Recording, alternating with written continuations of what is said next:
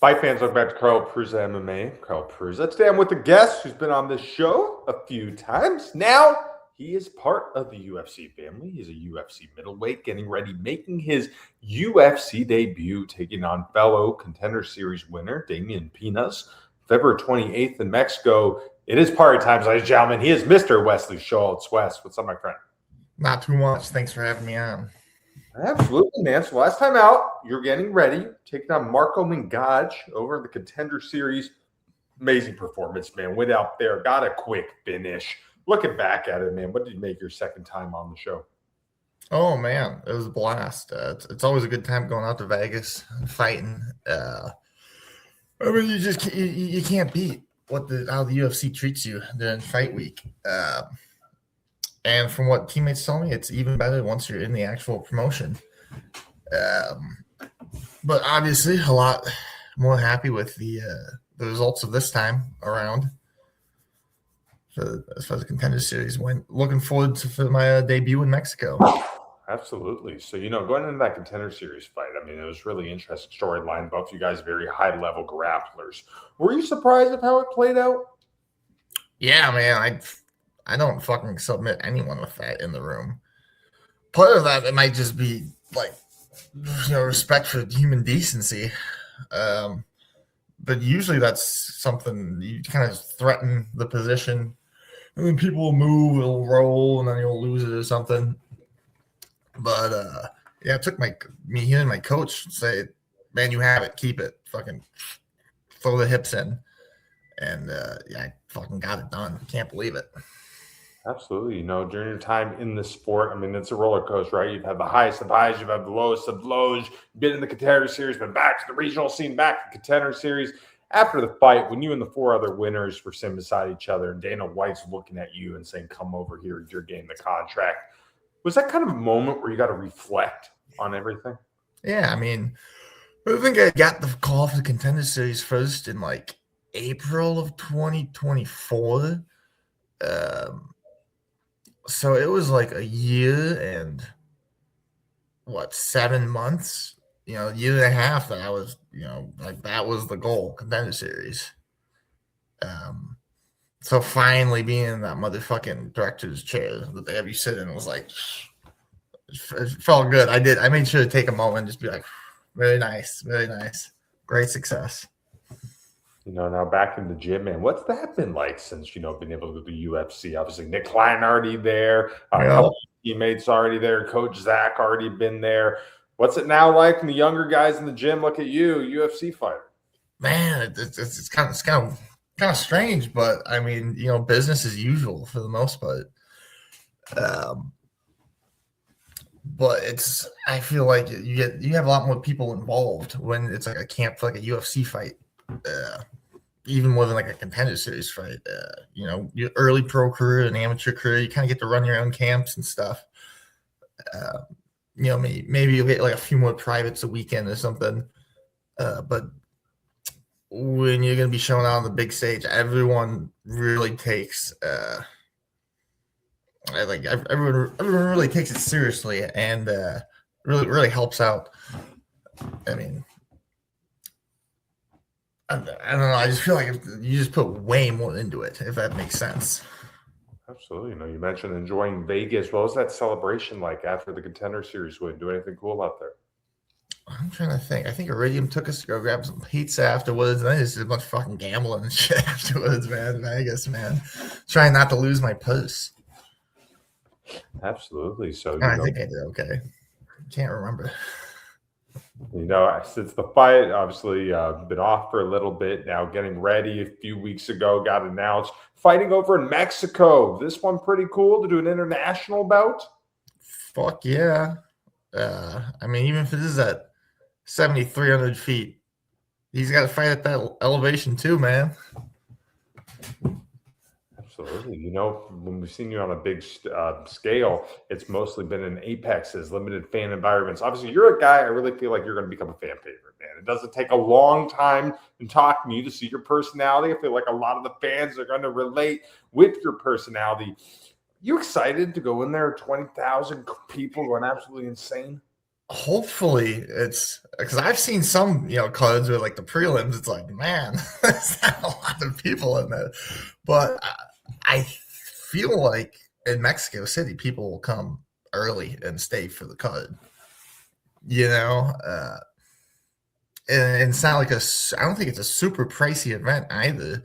So like a lot of people that are like fans are going to be able to like get in and get tickets and stuff.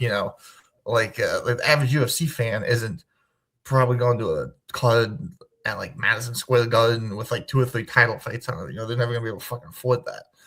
But Mexico City Fight Night, man, I think we'll be able to get some like real fans into the fucking pack the house and go fucking nuts for something cool. Especially with that elevation, like people are gonna be getting tired and getting fucking highlighted.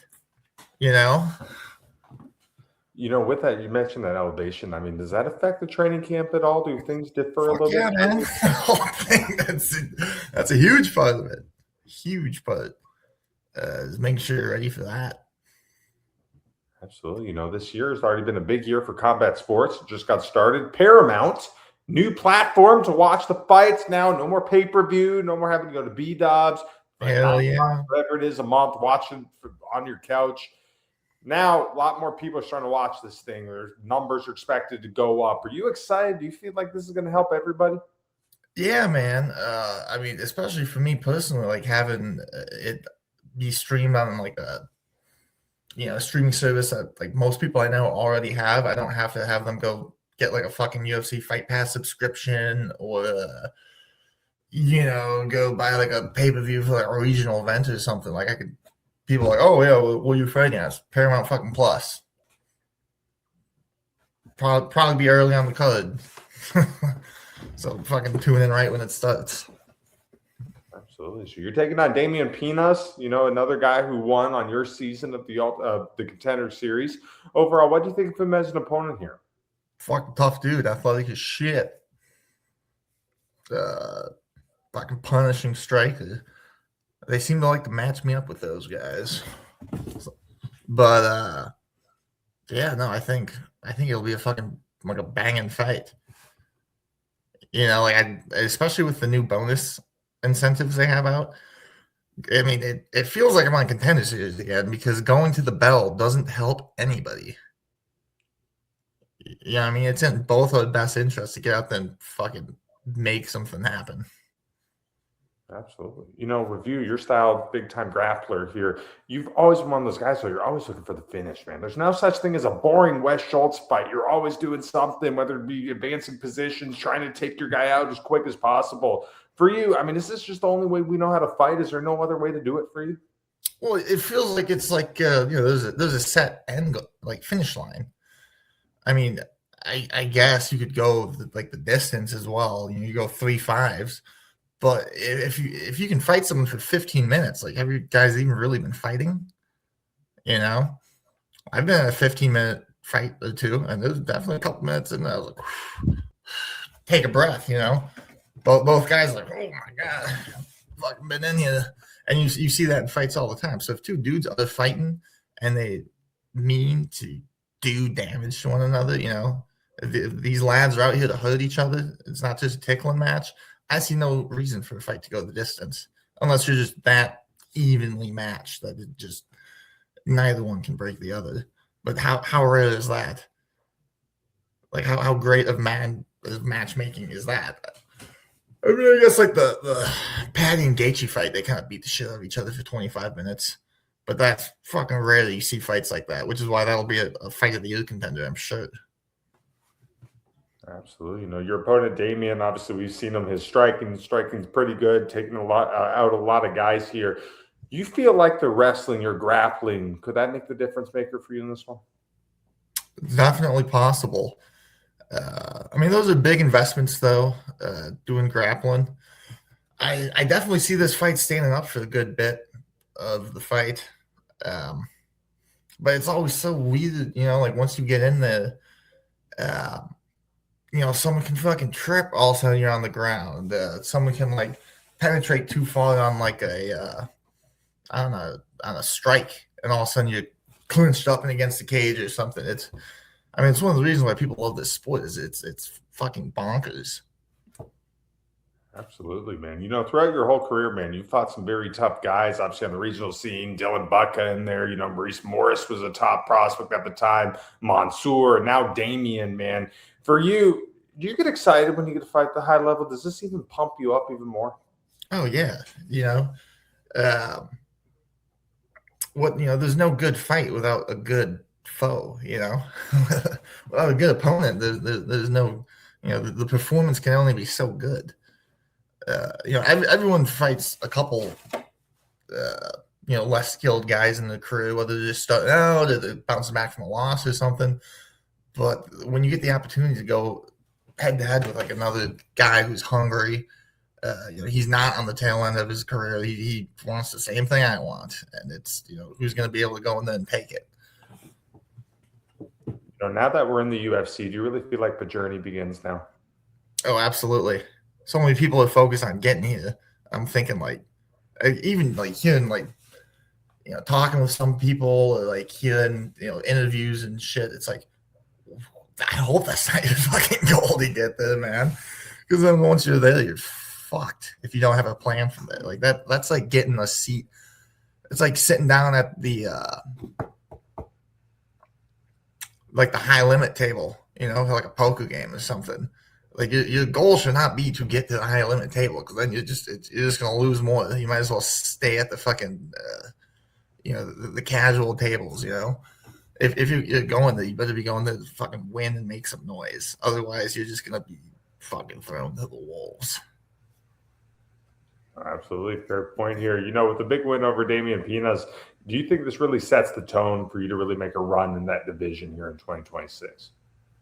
Hell yeah, absolutely. Hopefully I get at least 3 fights in this year. It's always easy to say that than if you have either get beaten badly or you have a Pyrrhic victory where you both take fucking damage. But I always feel like I like fighting a couple times in the spring, and then once later in the year. I don't know why, that just seems to have been kind of like a rhythm with my career so far. Fighting in January and April, and then maybe getting one in August or a little later. I really like that. I really like all those time frames because it lets me kind of have a little bit, it lets me have June, July, do summer stuff, and then do another fight and do my deer season and holiday stuff. But, what the fuck am I doing January through May? Nothing. Have you been to Milwaukee January through May? There's not a lot going on. You might as well train. UFC goes to some really cool cities all over the world. Whether it be Abu Dhabi, it'd be Europe, England, Asia, the White House coming up, big card. For you, have you now started thinking, obviously you're going to Mexico now here soon, but have you thought about some other big destinations or other big cards? The White House card would drive my mom fucking nuts. It'd be hilarious. I would love to be on that goddamn card. But who wouldn't? Who wouldn't even give their left fucking testicle to be on that card? It's going to be the most viewed card probably ever for a significant amount of time. I guess I want to go places where the taxes are low, to be honest, man. I have no clue what Mexico taxes are. Hopefully they're not a lot. Because you pay that and U.S. taxes. But Nevada's sweet because the state doesn't tax you. Florida, Texas. Although I think the Texas Commission is kind of funny. But yeah, it all depends on places where it's inexpensive to fight. Because when you're there, it's cool because you're getting ready for a fight and stuff, and you're there with business. But at the same time, it's not like you're sightseeing much or anything. At least so I'm led to believe from hearing other people's fight trips. But I'll be in Mexico for I think a couple weeks. So that'll be neat, but then I'll be leaving the day after, so it's not like I'm gonna stay and check out the city too much. Absolutely, yeah. With this being an international fight and the elevation, is that more of a priority to get it out there early and get a little more acclimated to the environment? Oh yeah, I went to school in Wyoming for a semester, and that's at 7,200 feet as well. I'm well aware of how that can fuck you. it has bad effects on your body if you're not used to it. Absolutely. You know, last time you were on here, man, we talked about in this day and age, there's so many people are watching it. I think with Paramount now, that's even going to get higher. With a lot of casual fans, you know, casuals are good, but sometimes you hear this crazy twist of, you know what, all these crazy takes. Now that you're in the UFC, now that you're getting a little more popularity online and everything, have any one-liners, have any comments kind of made you laugh or stick out? Dude, I'm always just told, I think it was the Mangalt fight. It was like both these guys look like they're fighting in slow motion. I was like, man, fuck you, man. Fuck you. Yeah, I feel like I just get trolled by the people for the most part. I gotta go out there and get a couple of wins so I can tell them to fuck off. Not like that it bothers me, but it's still kind of funny. And then win or lose, you have people from overseas like you'd be like, fuck you. Oh, okay. You showed great honor in your fight or something. You know, outside of fighting, we still doing the part-time job thing? We still working at the bar? Fuck yeah, man. I just came from the goddamn bar.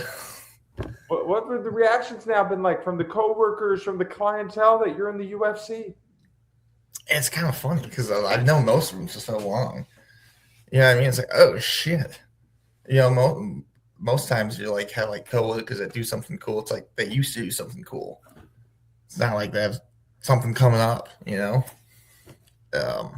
But no, I've gotten a lot of support, a lot of shit talking, a lot of like, you know, in the kitchen, like, come on. It's funny. It's really funny. Absolutely. You know, before we wrap up here, I want to go through some big fights like we usually do. I want to get your prediction. Hell yeah. Who's going to win some of these big ones? So, you know, March 7th, after you get done doing your thing, you got Max Holloway taking on Chucky Olives. Who wins this one? I'm going to sound like a casual and say, you know, feet Max, if it gets to the ground, you'd think Oliveira would be too big for him. Because he's slick and he gets, you know what I mean? But, I mean, I don't know if his chin's suspect or not, but Ilya does sleep everybody. So getting slept by Ilya does not mean your chin's suspect, but he does get knocked down usually in all of his fights. But he does get back up and win then. I don't know if I see Max losing at 155 to someone not named Ilya Topuria. Yeah, it's a tough one. Later that same night, you got Renier de Ritter. He's going to be taking on Kyle Boao, big 185 contest. Who wins that? I want to say RDR. Cows, right? That's his name? Yeah, Kyle. He seems a bit more athletic. But RDR is fucking big. He's big for a middleweight. And I haven't watched too many of Cow's fights. I'm not sure if he's more like a striking guy or just kind of like a generalist. But I don't really see, I feel like getting RDR to the ground is a problem. Just because he, like, even if you get under his butt and lift, like, he's so tall, like, you'd be on your tippy toes and he'd, you know, still have, like, be on his feet.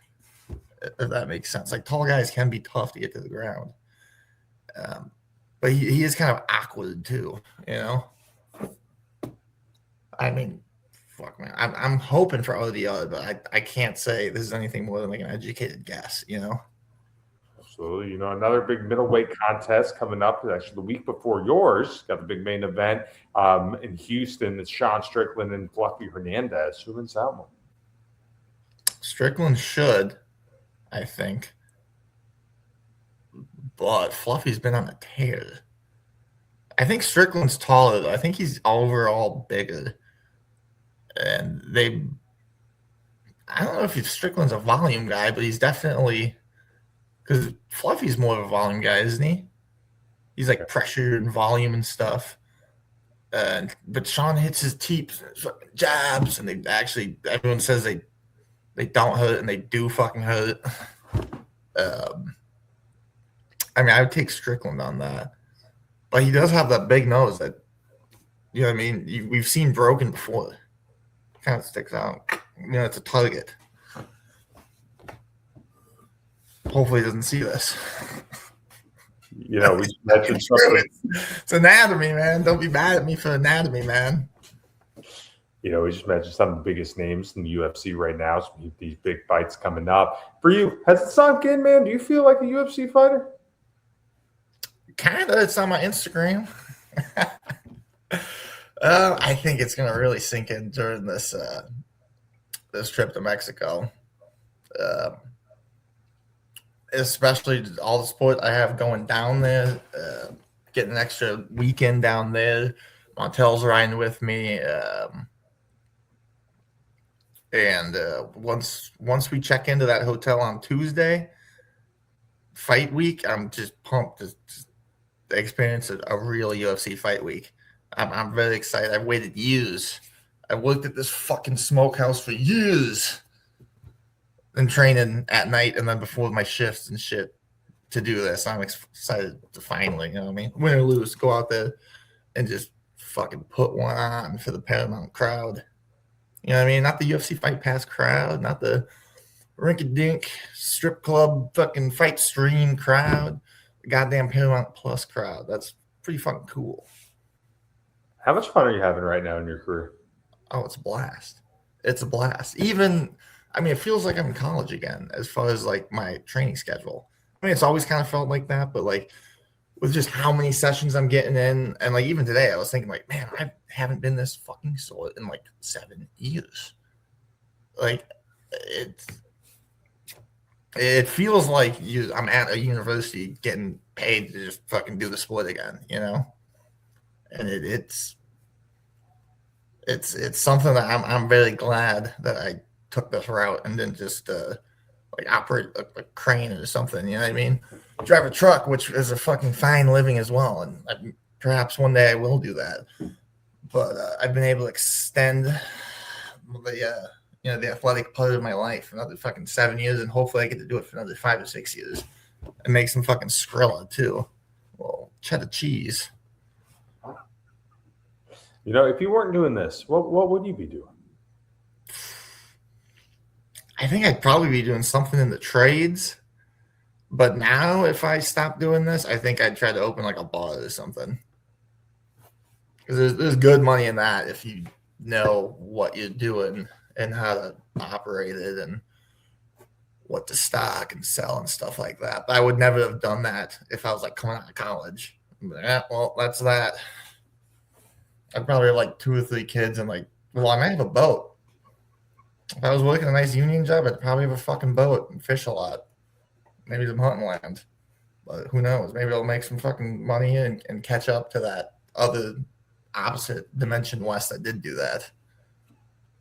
There you go. All right, Wes, last question for you, my friend. In a perfect world, what is the outcome when you make your UFC debut February 28th, Mexico City against Damian Pinas? First round finish, something exciting. Let me get that bonus and let me fucking get out of there. We're not paid by the hour, God damn it. And honestly, people are not tuning in to see me and Pinas. They're tuning in to see Brandon Moreno. He's fighting. You know what I mean? We're just the appetizers. So fucking get in, give the people the little appetizer on with the rest of the show. Well, there you go, Wes, man. Thank you so much for chopping up with me once again, man. Really excited to see you fight, and congratulations again, my friend. Thank you. Thank you so much for having me on. Absolutely. That's it for us tonight. He is Mr. Party Time. He is Wes Schultz. You can watch him make his UFC debut February 28th. Take down Damian. It's going to be a fun one. Fight fans. Take care.